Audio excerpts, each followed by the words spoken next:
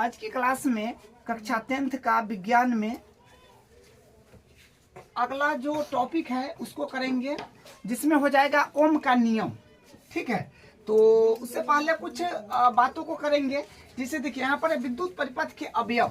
तो विद्युत परिपथ के अवयव में क्या क्या चीज होता है, इसको जो है लास्ट क्लास तक हम लोग चर्चा कर लिए थे। तो जिसमें देखिए एक है कुंजी। तो कुंजी को हम लोग ऐसे भी दर्शाते हैं, ऐसे करके ऐसे, और ये जो कि ये खुला परिपथ हो जाएगा। ठीक है, और इसमें करंट नहीं होगा। ये कुंजी है जो कि खुला परिपथ के लिए है, तो इसमें करंट नहीं होगा। जैसे यहाँ पर बंद परिपथ है, तो बंद परिपथ को ऐसे दर्शाएंगे, ऐसे और यूं कर देंगे, तो ये हो गया बंद परिपथ। ठीक है, एक होता है तार संधि। तो तार संधि में क्या होगा कि जैसे दो तार को जो मतलब देखिए तार जो होता है ना, जो घरों में लगता है, वो सब में कवर होता है।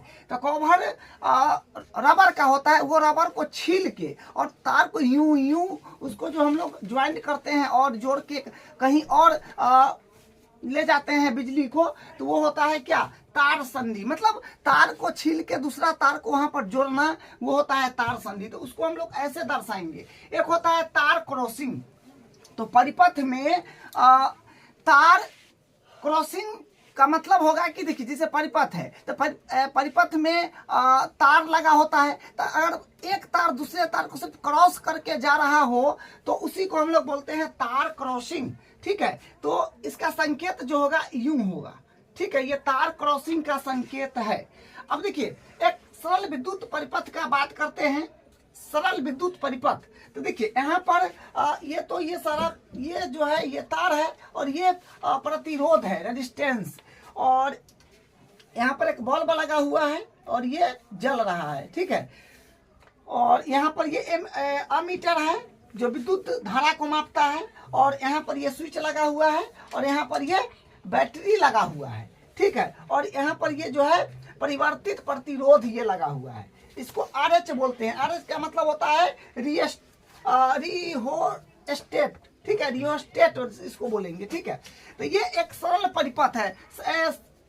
ये जो है एक सरल विद्युत परिपथ है। मतलब एक के बाद एक, एक के बाद एक, एक के बाद एक जुड़ा हुआ है यहाँ पर।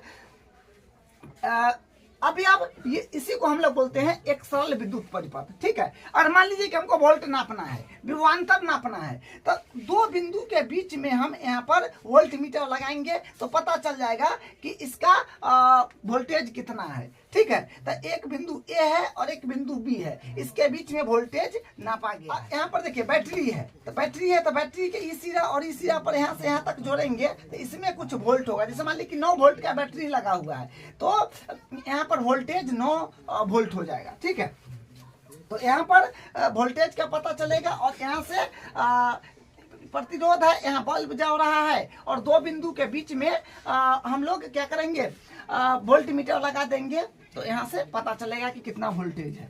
ठीक है, तो ये हो गया। अब देखिए मतलब ये तो किताब का बात है कि एक सरल विद्युत परिपथ जो है इस प्रकार का होता है। ठीक है, लेकिन हम लोग जो है अपने घरों में देखते हैं, घरों में अक्सर देखते हैं, तो यहाँ पर तो कुछ अलग देखने को मिलता है। जिससे क्या होता है कि देखिए ये यहाँ पर ये वायर है। ठीक है, ये वायर है, तो वायर है तो क्या है कि ये तार जो है ना, ये तार जो है ये घर के दीवार के अंदर से होकर गया है, जिसको वायरिंग बोलते हैं। ठीक है, वायरिंग जो लोग करवाता है, तो तार दीवार के अंदर से दीवार को काट के पाइप लगा के उसके अंदर से तार को भेजता है। ठीक है, तो ये तार को भेजता है यूं यूं यहाँ आया, फिर जहाँ पर कुछ बल्ब है या पंखा है, कुछ वो सामान जहाँ पर लगाना है या वहां पर लगा हुआ है, तो उसमें करंट देना है, तो वहां पर एक प्लेट जैसे यूं रहता है। ठीक है, प्लेट जैसे जो है ऐसा रहता है, तो उसमें तार दे करके, जैसे मान लीजिए कि यहाँ पर LED बल्ब है, तो LED बल्ब है, तो ये प्लेट में यहाँ तक तार पहुंचा के और इसको LED से जोड़ देता है, तो वहां पर क्या होता है, ये LED में करंट आएगा तो LED बढ़ेगा। ठीक है, अब देखिए अब इस तार को बोर्ड से जोड़ेगा। ये तार जो है बोर्ड से, जैसे होता है ना, यहाँ पर एक बटन होगा, फिर बटन होगा, फिर बटन होगा, फिर बटन होगा, और यहाँ पर जो होता है जिसमें हम लोग जिसे चार्जर वगैरह लगाते हैं, उस सब का सिस्टम रहता है, ये सब रहता है। ठीक है, और यहाँ पर लिखा रहेगा ऑन, यहाँ पर लिखा मतलब एक सिरा पर होगा, जिसे ऊपर सिरा को ऊपर जो होगा ये बटन है, बटन के ऊपरी सिरा पर ऑन होगा और नीचे ऑफ होगा। तो इसको अगर टिप दीजिएगा ऊपर तो ऑन हो जाएगा, तो ट्यूब जलने लगेगा। ऑन होगा तो ट्यूब जलेगा, और नीचे आ जाएगा, नीचे टिपिएगा तो ये क्या होगा, ऑफ हो जाएगा, तो ट्यूब नहीं जलेगा।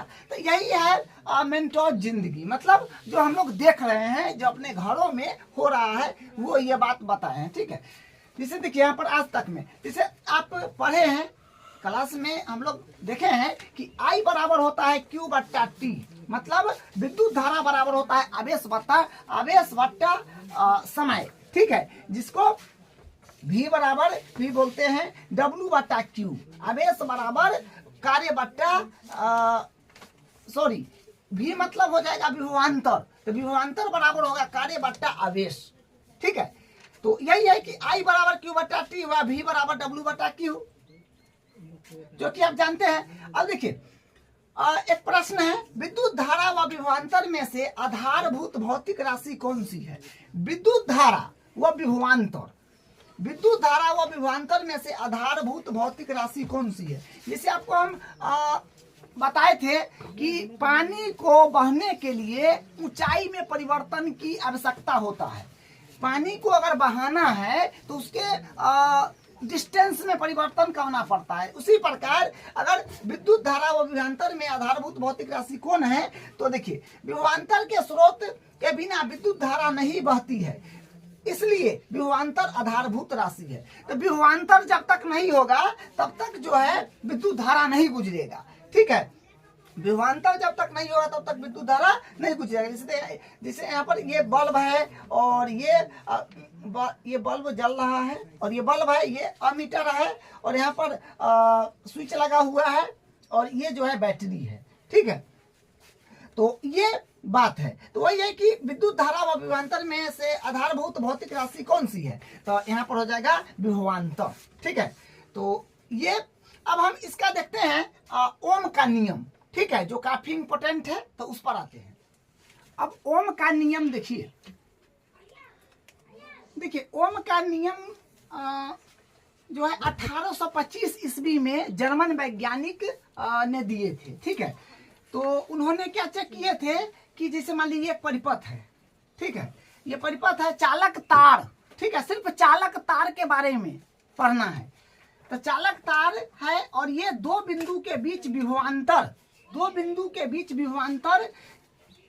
और उन दोनों बिंदु के बीच जो विद्युत धारा है उसका क्या होता है, विभवांतर के और दोनों के बीच जितना विद्युत धारा गुजरा उसका जो होता है समानुपाती होता है। ठीक है, तो ये जो है 1825 में उन्होंने मतलब अलग अलग एक्सपेरिमेंट करके ये उनको देखने को मिला।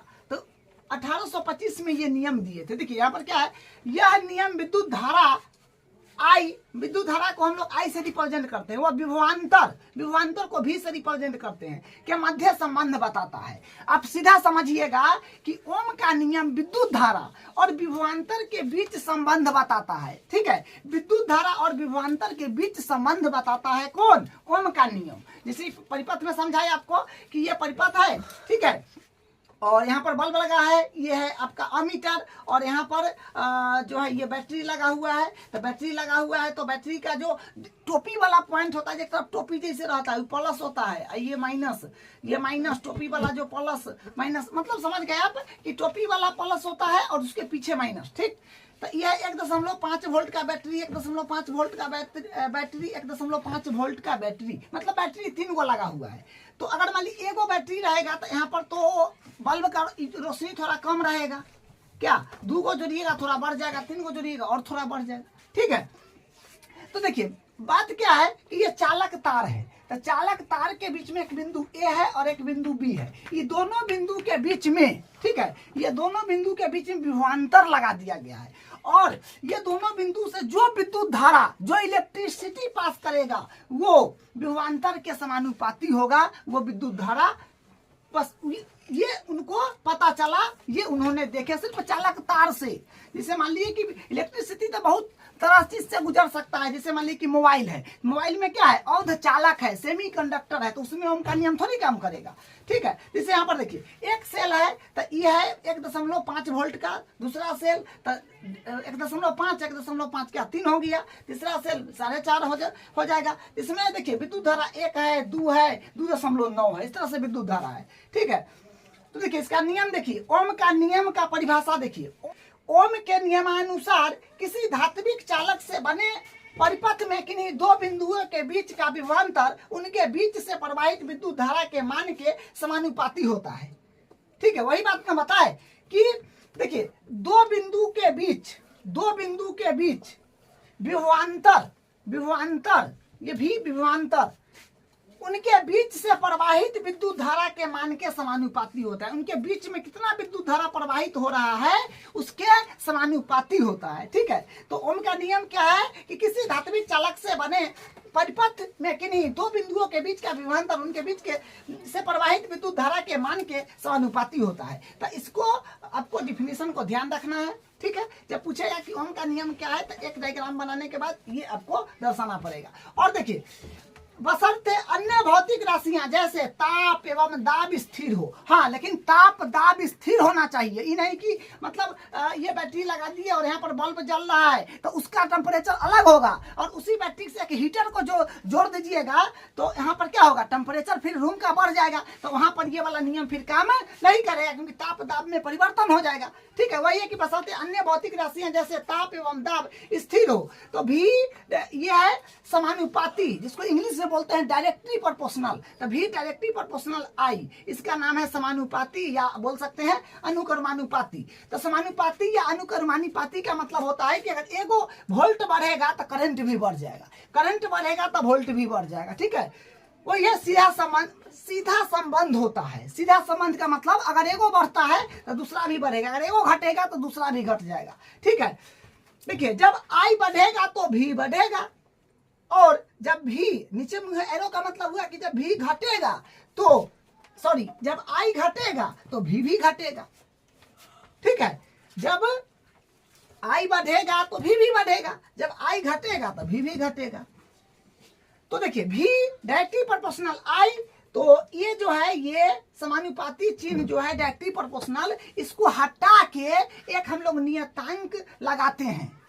ठीक है, एक नियतांक जो यहाँ पर हम v बराबर डायरेक्टली प्रोपोर्शनल को हटा के r लगा दिए हैं। ठीक है, r तो v बराबर r, इसका मतलब r और i है तो i, तो मतलब v बराबर हो जाएगा i r। तो ओम का नियम क्या है, v बराबर i r। तो देखिए जहां पर r जो है ये r जो लगाए ये प्रतिरोध है, r क्या है, प्रतिरोध है। तो देखिए r बराबर होता है v बटा i, v मतलब वोल्ट और i मतलब एम्पियर। विद्युत धारा का सही मात्रक एम्पियर होता है और ये वोल्ट है, तो वोल्ट बटा एम्पियर होता है ओम, वोल्ट बटा एम्पियर होता है ओम। तो देखिए प्रतिरोध का मात्रक ओम होता है। ठीक है, प्रतिरोध का जो मात्रक होता है ये ओम होता है, ओम का ये संकेत है। ठीक है, ये ओम का सिंबल है, ओम लिखिए ओम या OHM लिखिए, या फिर इसका सिंबल ये इस तरह सा हो, मतलब ऐसा सिंबल होता है। ठीक है, तो प्रतिरोध का सही मात्रक ओम होता है, याद रखिएगा।